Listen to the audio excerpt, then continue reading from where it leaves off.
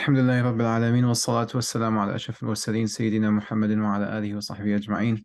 Welcome everyone once again to our weekly class, The Spirit of Christ Mass, Jesus and Mary alayhim salam, in the writings of Sheikh al-Akbar Muhyiddin ibn Arabi.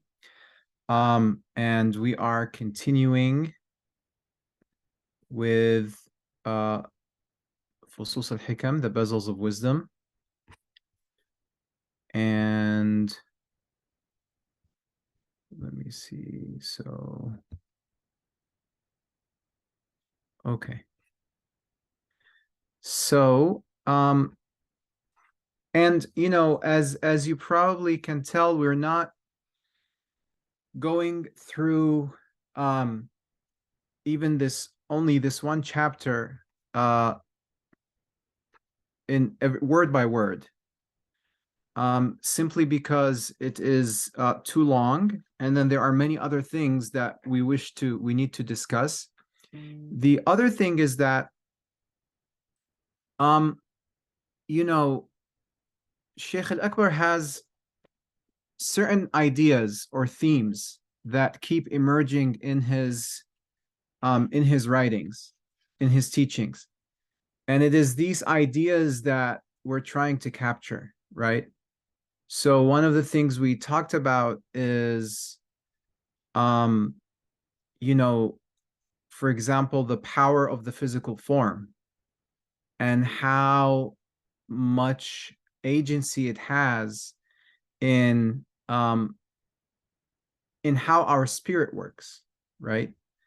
And he also talks about the power of imagination, and that imagination also exercises power in how things happen in the physical world.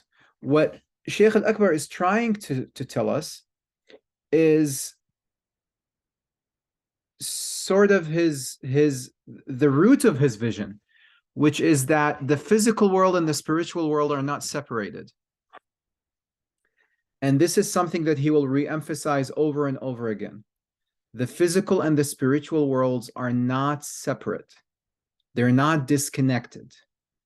They are on a continuum, right?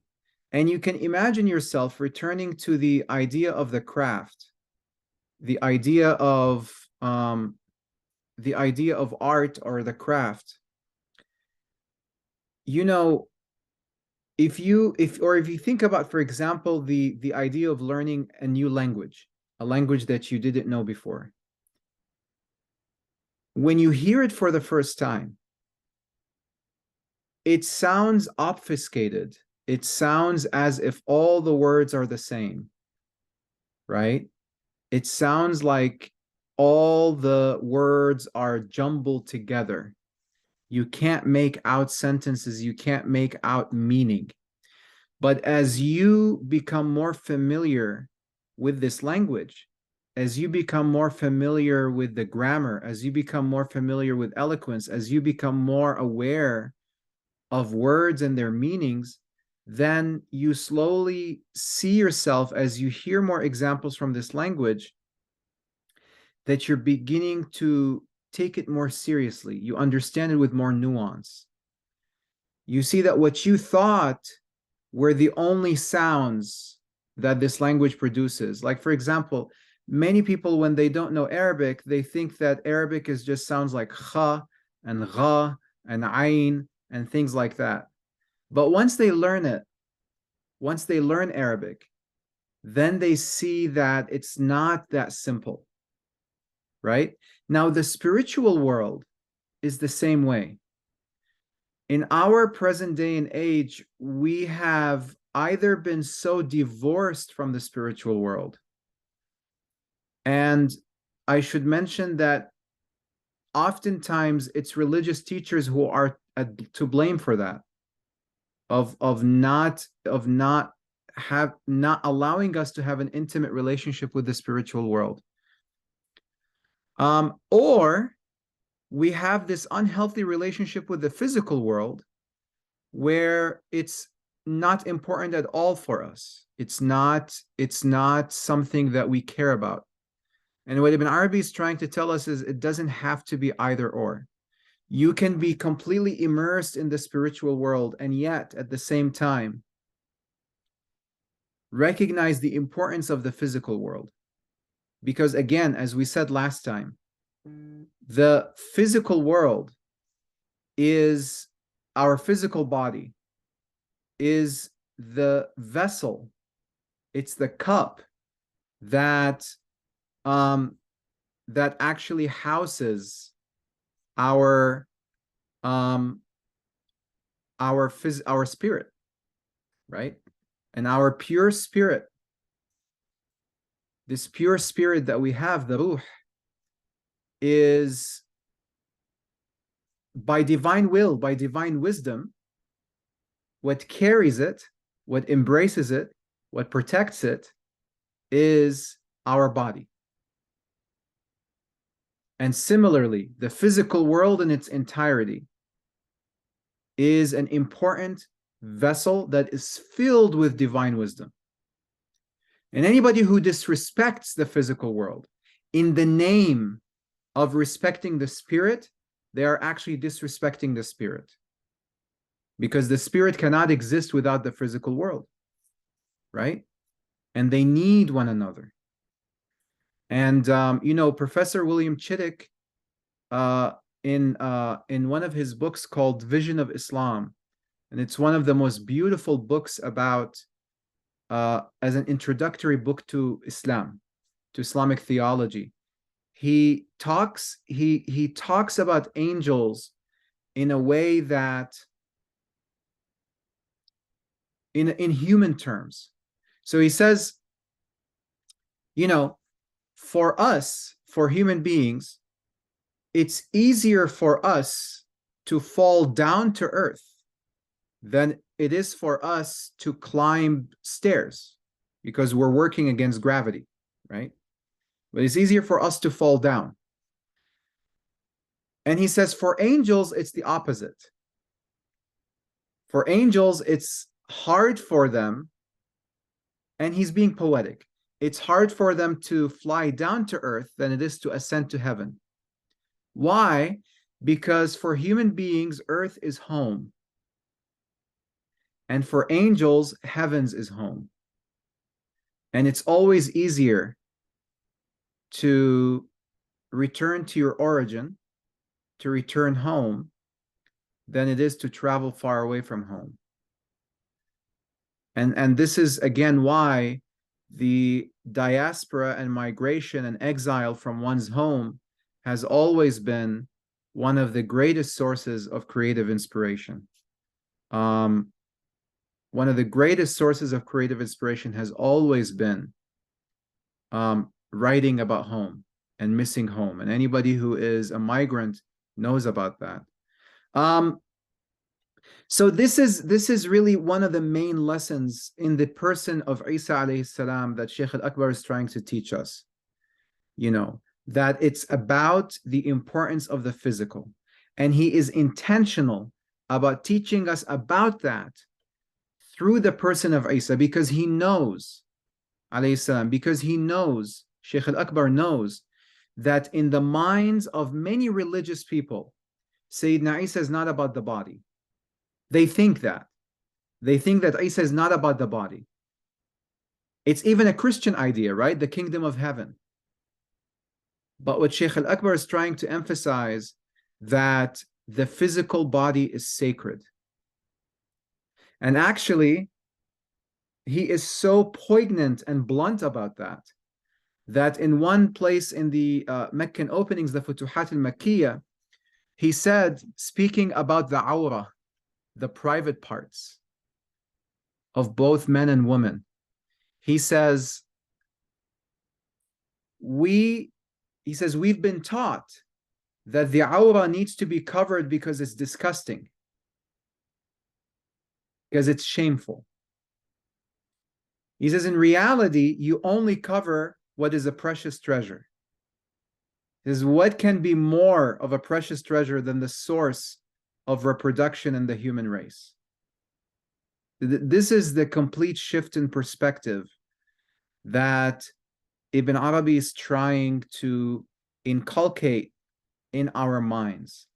Now, many of the things he says, you know, are creative in the sense that they make you read the Quran in a completely different way. It makes you understand hadith in a completely different way. It makes you understand the stories of the seerah of the Prophet ﷺ in a completely different way. It makes you understand the writings of or the lives of other prophets in a completely different way. But the only reason why that is the case is because for him, everything is rooted in the spirit. And that is actually what makes the physical body and the physical world sacred. You see, we have been taught, we have been conditioned, not only our generation, for many generations now, we have been conditioned to think of the spiritual world and the physical world as separated, right? That, what's for God is for God, and what's for Caesar is for Caesar. This couldn't be as far away from tradition as possible. In reality, it is about infusing and enchanting the physical world, right? Respecting the causes of the physical world. So, for example, you have arguments today of people saying, do not say that a saint can benefit you. Say God can benefit you. Say God is the only one who can benefit you. And yet, the same people who say that have no problem saying the sun is too strong today. There is too much heat. But why don't you say God is the one who gives you the heat? Why are you talking about the sun? The sun is just a star. If the sun can produce heat, if the sun can independently produce heat, then a human being, a saint, can definitely, by God's permission, be able to benefit someone. If you believe that shaitan is with you at all times, whispering to you, tempting you, then why is it difficult for you to believe that the Prophet ﷺ can hear your greetings at all times? It's about who gave the power, right? It's about the fact that all the creation of God are causes, and he can use his causes in whichever way he wills. And part of those causes is the physical world. Part of those causes is the physical world. And respecting the causes is respecting the causer, is respecting the one who created them. And being open, right? Being open is really leaving yourself, or shall I say, sorry, being present, having hudur, right? There is two terms in Arabic that are very central to tasawwuf. One is hudur, which means presence. And the other one is hadra, which is an ecstatic dance, I can say. And the idea behind the hadra is trying to intentionally activate presence, trying to intentionally activate presence through ecstasy. But what does it mean to be present? Being present in the truest sense of the term is leaving yourself completely open for God to communicate to you through any means, from the ant to a mountain and everything in between, right? And one of the things that Sheikh Al-Akbar is talking about is, for example, as we are reading here, on page 177, he says, had Gabriel not come in human form, but in some other, whether animal, plant, or mineral, Jesus would have been able to quicken the dead only by taking that form to himself and appearing in it. Similarly, had Gabriel appeared in a luminous, incorporeal form, not going beyond his nature, meaning in his angelic form, Jesus would not have been able to revive the dead without first appearing in that luminous natural form and not in the elemental human form deriving from his mother. Look how amazing this is.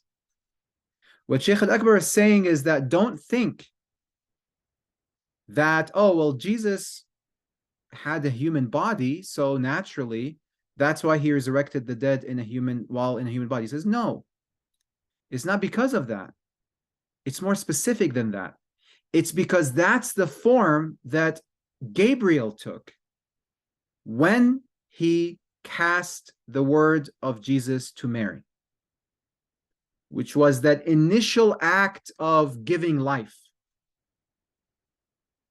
that began with Gabriel and then continued to be reenacted and performed by Jesus through resurrecting the dead. If the archangel Gabriel did not appear in a human form, as he did to Mary alayhi salam, and as he did to the Prophet sallam, as we mentioned, then Jesus would have to change his form into whatever form Gabriel had appeared in. Right?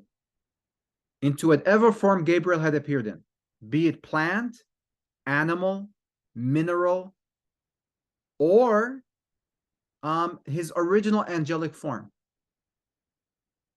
Right? His original angelic form.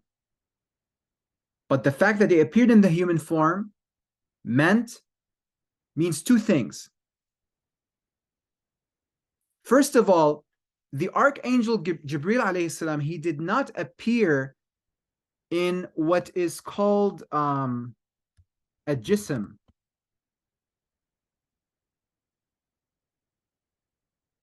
Jism is physical body. Okay, jism is physical body. Jasad is corporeal body. What is corporeal?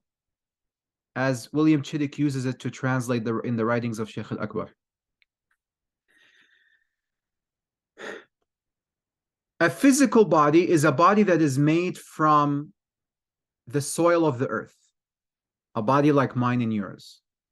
A corporeal body is a subtle body, an imaginal body, a body that is not physical. It only appears as physical to the eye. So when Sayyidina Jibreel alayhi salam appeared to Mary, he did not appear in a jism, he appeared in a jasad. In other words, it's as if he wore the clothing of a physical body, but it wasn't a physical body. It was a corporeal, imaginal body. So now, Jesus alayhi salam, his body, when he performed those miracles, was not a jism, it was a jasad. It was a corporeal body. Because the image has to match the image in order for the miracle to be carried through. In other words, when the Archangel Gabriel appeared in a jasad, he set a precedence in motion. He set a precedent in motion. He set a cause in motion in the physical world. That if anybody, specifically Jesus, because Jesus, again, was born from that breath that was carried through the cause that is Gabriel. And then actually in some places, Ibn Arabi even goes as far as saying that the Archangel Gabriel played the role of Jesus's father, even though he didn't have a physical father. But what he means by that is that his appearance and his powers, his angelic powers, had authority and agency in the way that Jesus lived his life. The way who Jesus was and who Jesus is, alayhi salam, is half from his mother, and that's the physical component, the jismi component. He inherited entirely from his mother, whereas his jasadi component, his angelic component, is from the archangel Gabriel. It's from the spiritual world. Is jasad a luminous body? In a sense, yes. And this is, I'm not sure if we've spoken about this, but Ibn Arabi talks about the human soul, the nafs, as a child that is born in the marriage between the ruh, the spirit, and the jism, the body.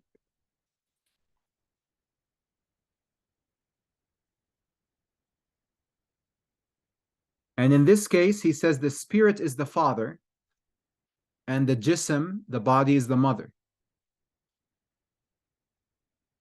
So in many ways, Isa alayhi salam is a soul. He represents the birth of the soul, because the motherly body is represented by Mary alayhi salam, whereas the bodily, the spiritual father, the ruh, is represented by the archangel Gabriel alayhi salam. Now, the nafs is a child that's born in this marriage between the body and the spirit. The soul, the nafs, fluctuates between the body and the spirit based on its suluk, based on its attachment. It can become dense like the body. And the soul, the nafs, is what contains all our faculties. So our five senses, our memory, our rational faculty, and our imaginative faculty they all reside in our souls. They don't reside in the body, and they don't reside in the spirit, they reside in the soul. So now the soul, the nafs, if it undertakes suluk, and by suluk I don't mean just zuhud, I mean attachment to the spiritual world, right? Then what happens is that it begins to ascend towards the spirit, its father, and it pulls the mother along with it. It pulls the body along with it. In which case, as Sayyidah Fatima is talking about, the jism actually can become a jasad. The jism can become a luminous corporeal body that, like the spirit, is not limited by time and space. It's not limited by time and space. And the faculties now that reside in that soul that has migrated so close to the spirit, to the realm of the spirit, witnesses what the spirit sees. Witnesses what the spirit sees. Now, the opposite journey is that the soul can become so dense like the body, but the spirit does not descend. Right? So the body can ascend towards the spirit, but the spirit can never descend towards the body. We're talking about different things here. We're not talking about that the body is a vessel for the spirit. We're talking about their origins and their natures. Right? Again, the spirit, the soul, is the nafs, which is the child that's born in the marriage between the body, which is the mother, and the ruh, the spirit, which is the father. Right? Now remember, Sheikh al-Akbar is keen on this mirroring of the idea of the fresh water, the salty water, and the barzakh in between. And we said that the fresh water, no, they're not. They're not the same. Well, it all is a matter of translation, right?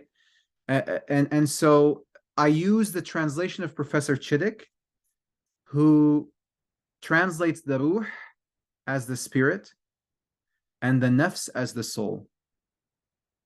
And some people, they use self for nafs, but I use the soul. Yeah, so spirit is ruh, soul is nafs. Body is jism, and then corporeal body is jasad. So remember that Sheikh al-Akbar, he sees that the fresh water is the spirit, the physical, the salty water is the body, and then there is a barzakh in between. That barzakh in between is the soul, the nafs, right? And the barzakh in between is also, in the case of Sayyidina Isa alayhi salam himself, because the body, the salty water is represented by Mary alayhi salam, the fresh water is represented by Sayyidina Jibril alayhi salam, and the barzakh in between them is Sayyidina Isa alayhi salam. And again, you take this allegory at the largest level, the physical realm is the salty water, the spiritual realm is the fresh water, and the realm of imagination is the barzakh in between. But at the largest level, at the highest level, it's not only between physical realm and spiritual realm. The entire universe, all of creation, Ibn Arabi says, all of creation is a barzakh, an imagination between absolute existence, who is God, and absolute nothingness.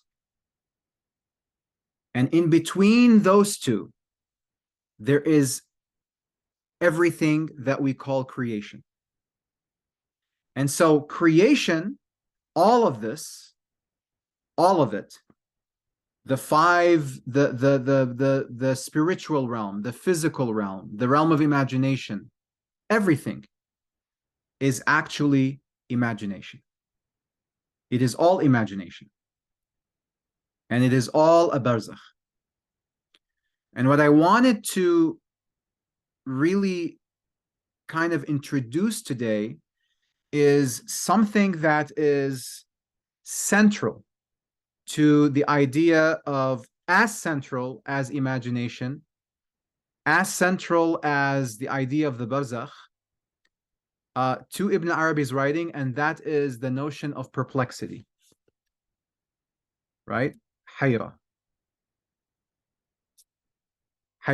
And what we're doing here, what we're seeing that Ibn Arabi is doing, is that we see it time and time again in the story of Jesus alayhi salam.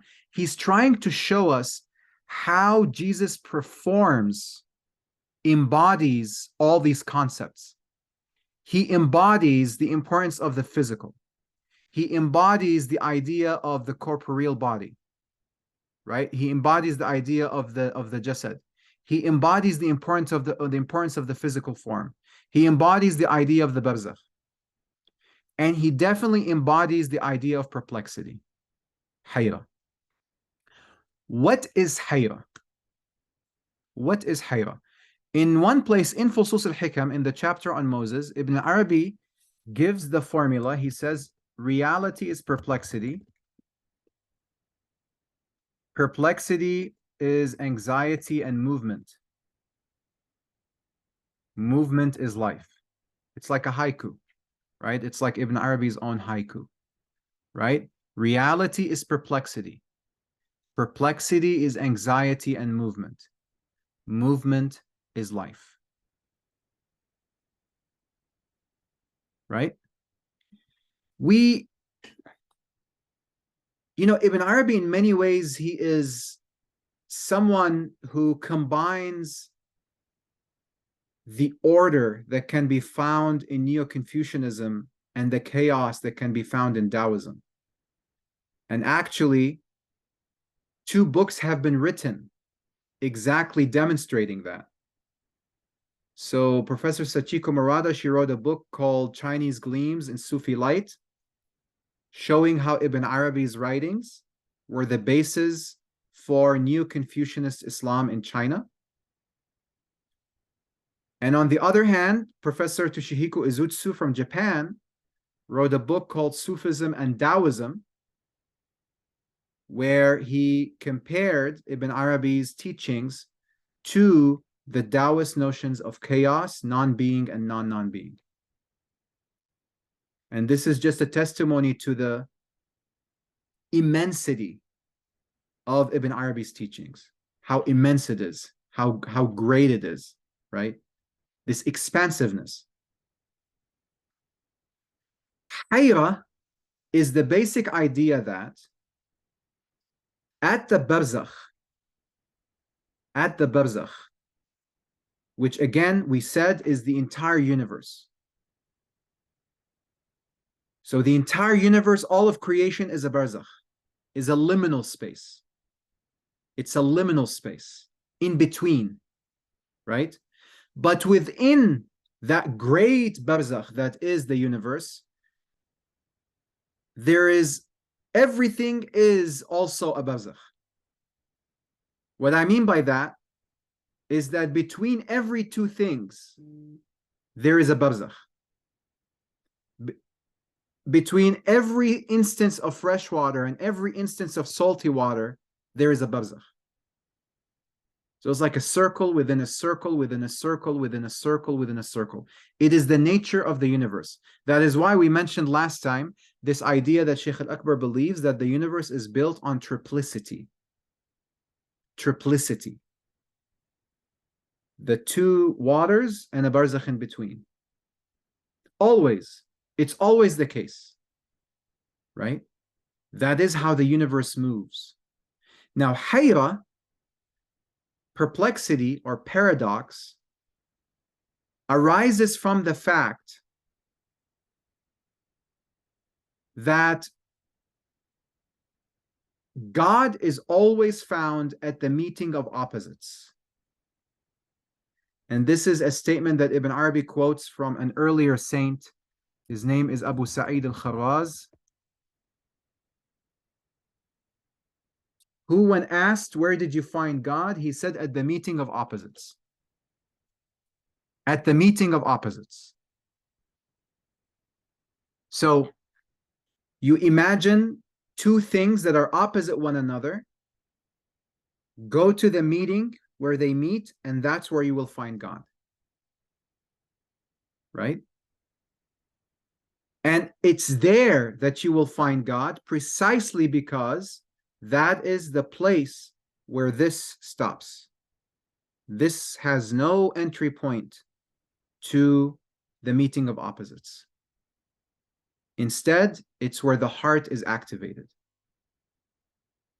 Right? It's where the heart is activated. Now, it should not be surprising that the barzakh and hayra, where hayra exists, is also where imagination is. Because the only faculty in the human being that can make sense of opposites and deal with it and engage with it and ask it questions and hear a response is the human imagination. Ibn Arabi, he says, there is a verse in the Quran that says, those who disbelieve, they will never enter heaven until the camel goes through the eye of the needle. And it's a biblical verse as well. And Ibn Arabi says that anybody who's been to the land of imagination knows that that can happen. And neither the camel becomes too small, nor the eye of the needle becomes too big. But the camel is the same size as it is, and the eye of the needle is the same size as it is, and the camel goes through the eye of the needle. But only in imagination. Only in imagination. And the reason why, returning to arts, the reason why throughout human history we have always expressed our greatest existential questions and spiritual dilemmas through art is because, again, imagination is the only realm we have to deal with those questions. Where the idea of the law of contradiction, the law of no contradiction, right? That's the basic premise for our physical world. And for many religious people, the law of no contradiction. Two things that are not the same cannot be equal at the same time. Ibn Arabi is telling us, yes, they can be. Yes, they can be in imagination. And if you do not cherish the human imagination, you will never be able to understand the spiritual world. You will never be able to understand the spirit. And as a matter of fact, the best proof, in my opinion, the best proof for the existence of God is human art. It's the best proof for the existence of God. Because it is the highest form of flattery, to create, to be creative. And again, if there is any kind of attempt to subdue the arts and the humanities, as is the case today, then ultimately that shows a hatred and aversity to the spiritual world, to the world of the spirits, and a complete misunderstanding of what imagination is. A complete misunderstanding of what imagination is. As we have said, what that has led to ultimately is our complete inability to, even those amongst us that have reached the highest echelons of religious education, of studying books upon books upon books upon books, but they cannot watch a movie. They're unable to analyze a movie.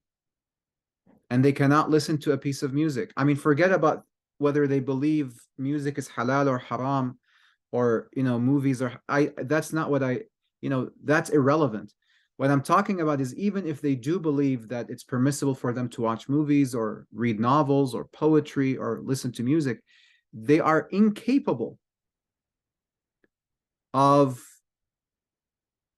even analyzing at a deep aesthetic sensibility what's being said. I mean, if you go and look at the Sistine Chapel, for example,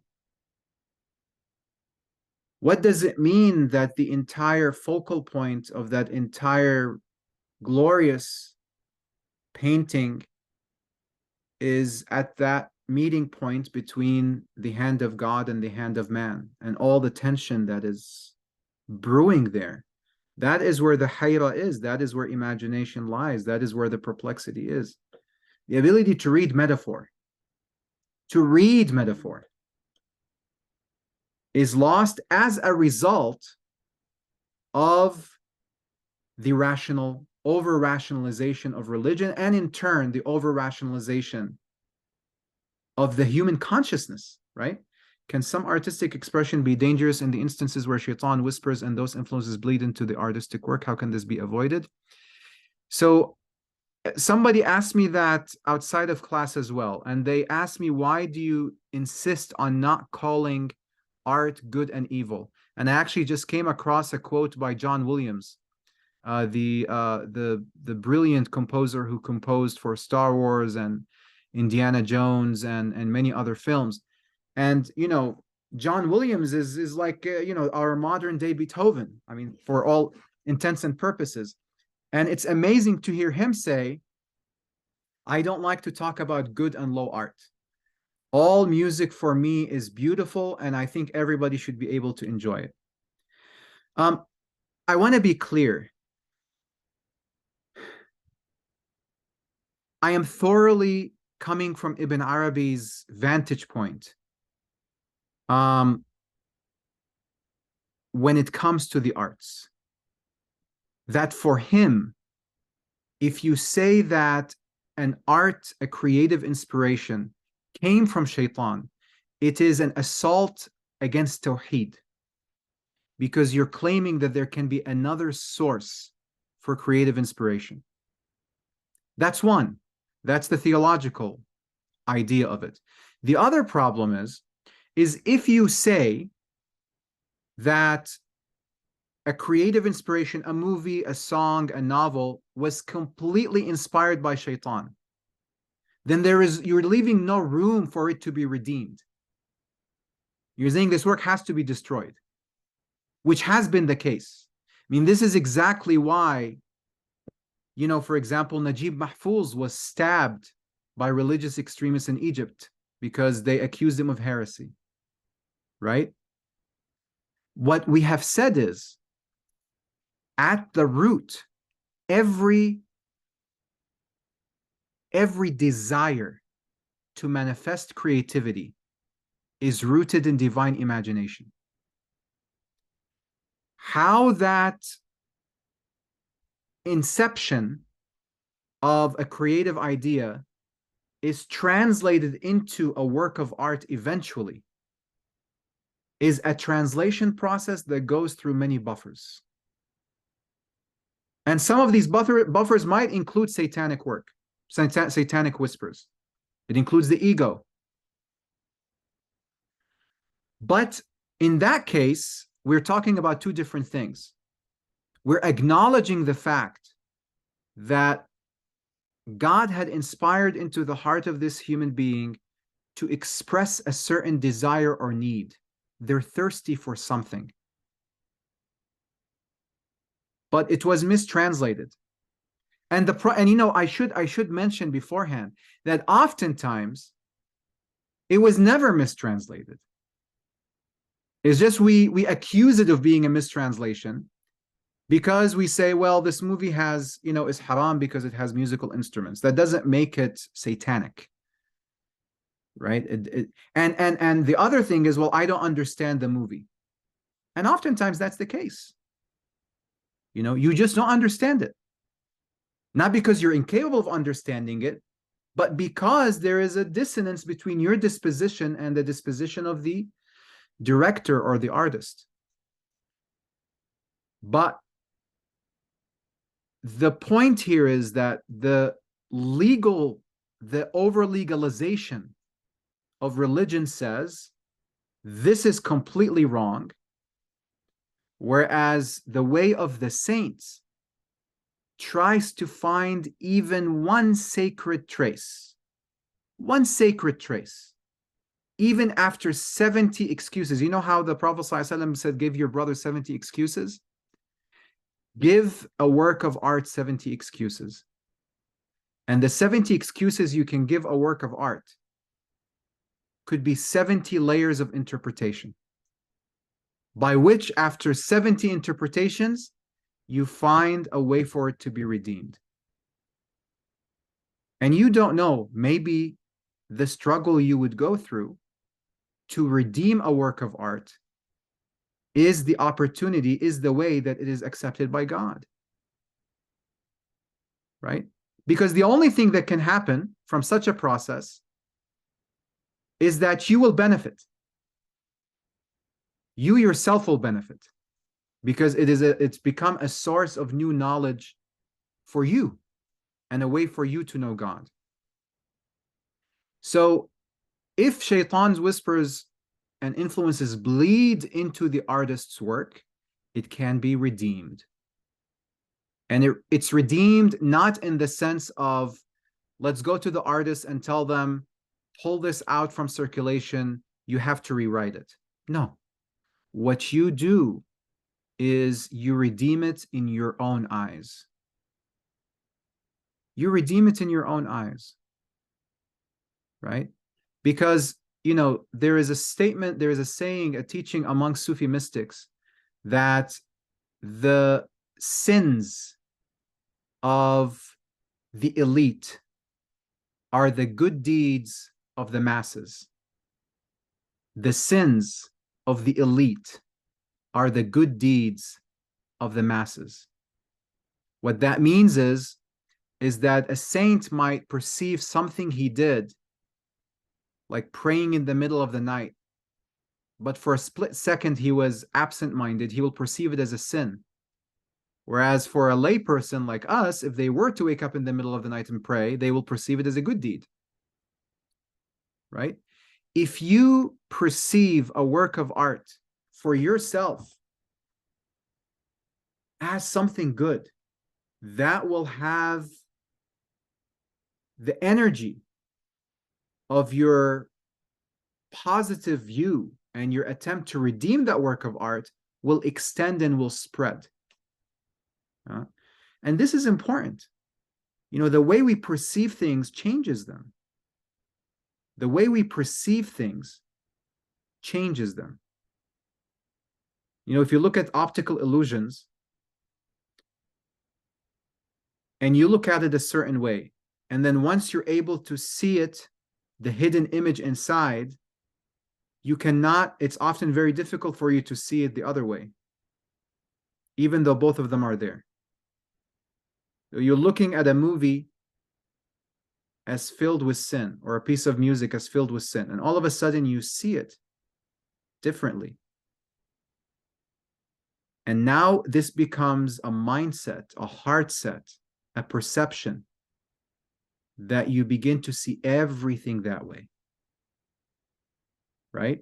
All the works of art that you engage with at the museum, you are seeing the sign, you are seeing the sacred trace. And once you find the sacred trace, everything else is redeemed. Everything else is redeemed. But is contradiction only in our physical world? But maybe it is not a contradiction, but constant creation as he wills, merging of forms. But of course, what we call contradiction in the physical world is an instance of hayra, is an instant of perplexity, right? It's an instant of perplexity. Nothing truly contradictory as human minds have rationalized it can exist, because everything ultimately has some sort of harmony in the grandest sense, but the nature of the universe is perplexity. And perplexity, the way to work through it is to actively be in the middle, not being biased, right? Is actively being in the middle, like the barzakh between the fresh water and the salty water. If the barzakh was to be biased a little bit for the fresh water will overwhelm the salty water. And if the barzakh were to be biased a little bit for the salty water will overwhelm the fresh water. And Ibn Arabi describes this beautifully as, in two other terms, this idea of tamkeen and talween. Tamkeen, steadfastness, and talween. Literally, talk about being artistic, it's being colored. And what he means by that, tamkeen in tasawwuf, in mysticism, refers to being firm rooted in a particular spiritual state or station. So that would be the way of zuhud, of asceticism, right? Of just struggling and pushing through, drilling through in a particular method. Talween is just riding the wave, jumping from one wave to the next, one wave to the next, without any reference or being anchored. And he says his way is tamkeen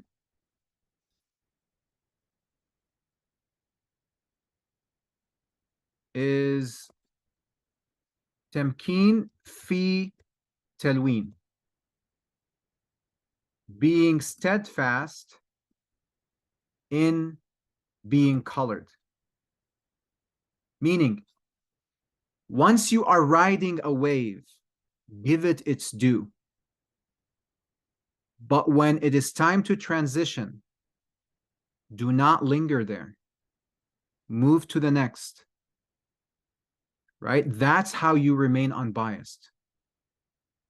right? That's how you remain unbiased. And in terms of what we're talking about with arts, it's deciphering whatever is meant to be gleaned from a particular work of art, but not lingering there. There is always more. There is always more. But the trick is always to try and redeem. Find the redemption. Make yourselves agents of redemption, of bringing out the beauty, right? Some art, for example, a movie can be used as propaganda to promote anti-traditional profanity as opposed to the sacred. Is not that true? It depends on the need. The Quran contains murder. The Quran contains violence.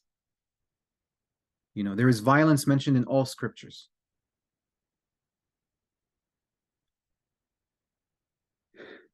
I think that violence, for example, is part of every story. And I'm using violence as an example, right?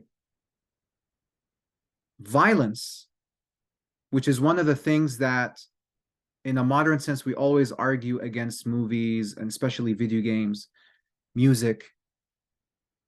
There is violence.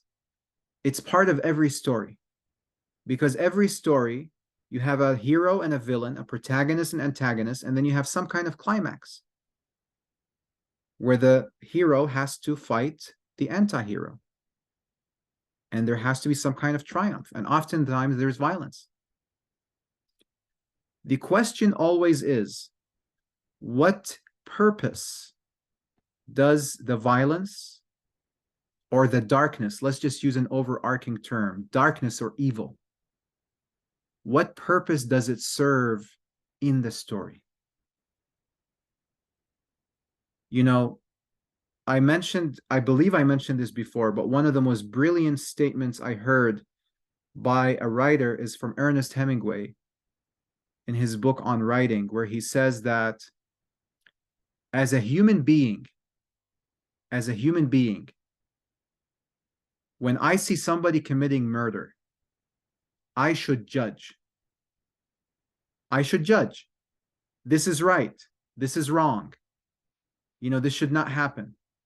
He says, as a writer, before judging, as a writer, I should not judge, I should understand. Right? Sayyidina Musa killed a man, as it is mentioned in the Quran. And yet Allah subhanahu wa ta'ala included that for our wisdom.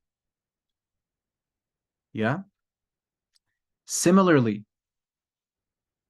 in every story, if there is too much violence that dilutes the story, it is as harmful as no violence, in which case there is no climax. There is no climax. Because there is another Sufi teaching, which is through their opposites are things known. Through their opposites are things known. Through darkness, you appreciate the light. Through evil, you appreciate goodness. Through the Antichrist, you appreciate Christ. Through Shaitan, you appreciate the light of the Prophet ﷺ. So on and so forth. Through opposites are things known. So a story is meant to make that vivid. A story is meant to make that vivid. If you had a hero who had no problems, you know, a movie with a hero, no problems, no villains, nobody would watch that. Nobody would enjoy such a movie. No problems, no weaknesses, no shortcomings. It's all about the human triumph. And the human triumph has to happen against odds. Things that, you know, going against all the odds. I hope this helps. I'm sorry I took a little bit too long, but I was answering questions. Let me leave the floor open for a few minutes if anybody has any other questions, inshallah. أشهد أن لا إله إلا الله وأشهد أن محمدا رسول الله. اللهم صل على سيدنا محمد الفاتح لما أغلق والخاتم لما سبق ناصر الحق بالحق والهادي إلى صراطك المستقيم وعلى آله حق قدره ومقداره العظيم. سبحان ربك رب العزة عما يصفون وسلام على المرسلين والحمد لله رب العالمين.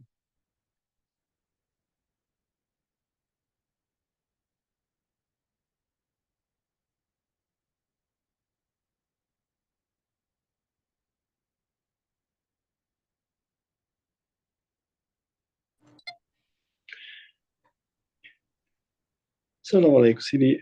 I have a question. Yes. I have great difficulty to understand the concept of non-existence. Mm-hmm.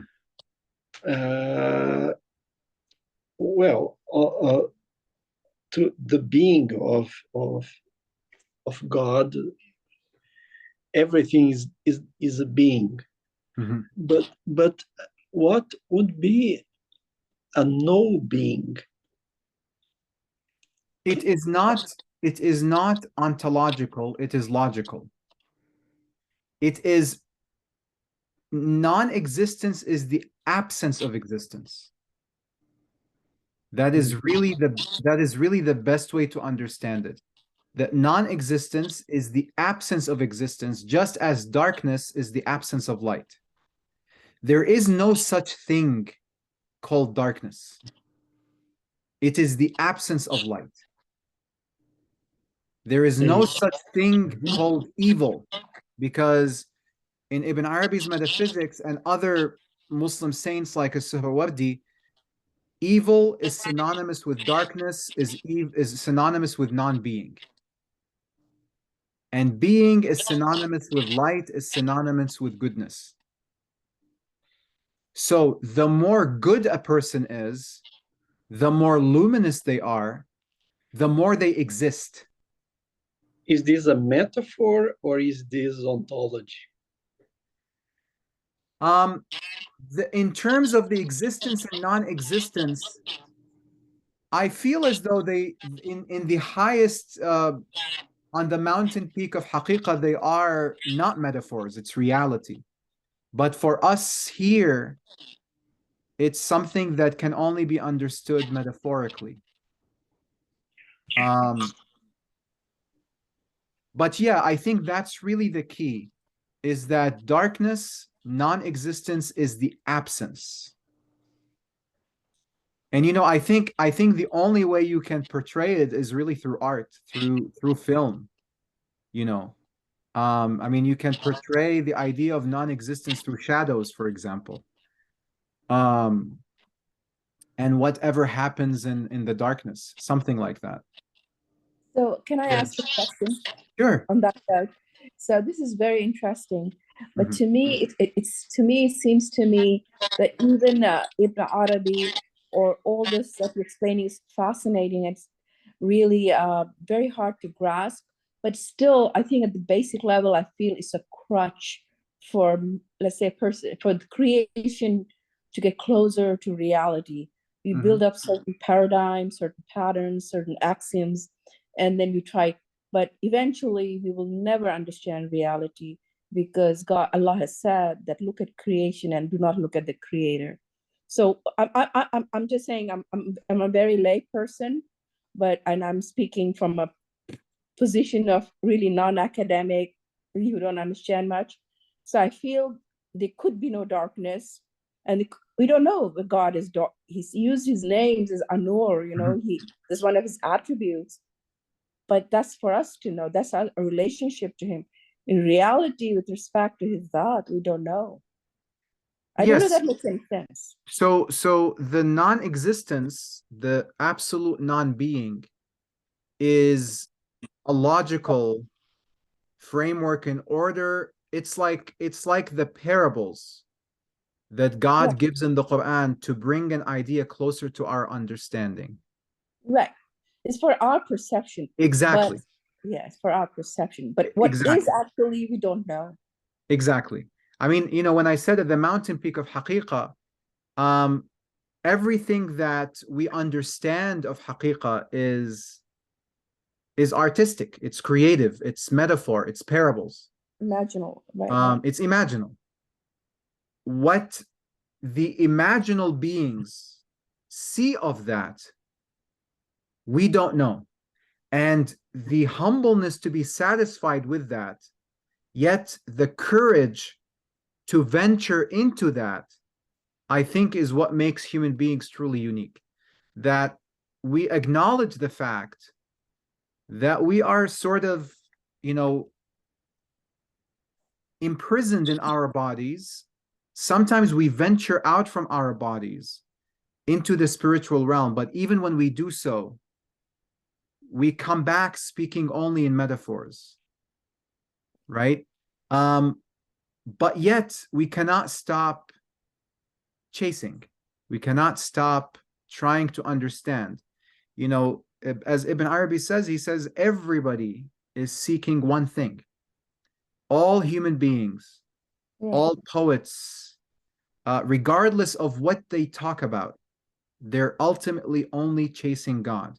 But the way they speak about that, as you mentioned, might be more sacred, more profane. That just depends on their social conditioning. Aside from that, what they're really seeking is Him. And yes. So from a perspective of Muslim, and Ibn Arabi was Muslim, is that all we can reach is the reality of Muhammad, peace be upon him, right? And that's what I'm saying, the peak, the actual peak that a creation can reach about understanding God is his mirroring in Muhammadan reality. Am I saying too much? No, that is absolutely true. But we want to also extend that to say that the Muhammadan reality appears necessarily in everything in creation. Yes. Including Muslims and non-Muslims.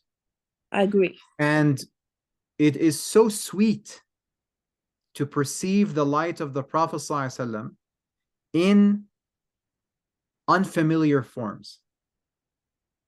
Like, again, in a coffee shop, in a downtown, you're sitting there and you feel some kind of communication. I don't know, to me, and I know for some people here in the class is the same way. That is what truly, that is a true divine visitor. When you feel that kind of presence through unfamiliar forms. And that requires a lot of humbleness. Because to say that He can only communicate to you through specific forms that according to our minds we have decided are sacred, then that is to limit the mercy of God. Absolutely. Whereas the expansiveness of the mercy of God is that no, He can appear in any form at all. Thank you so much. Thank you. Any other questions? No, that's enough for me right now.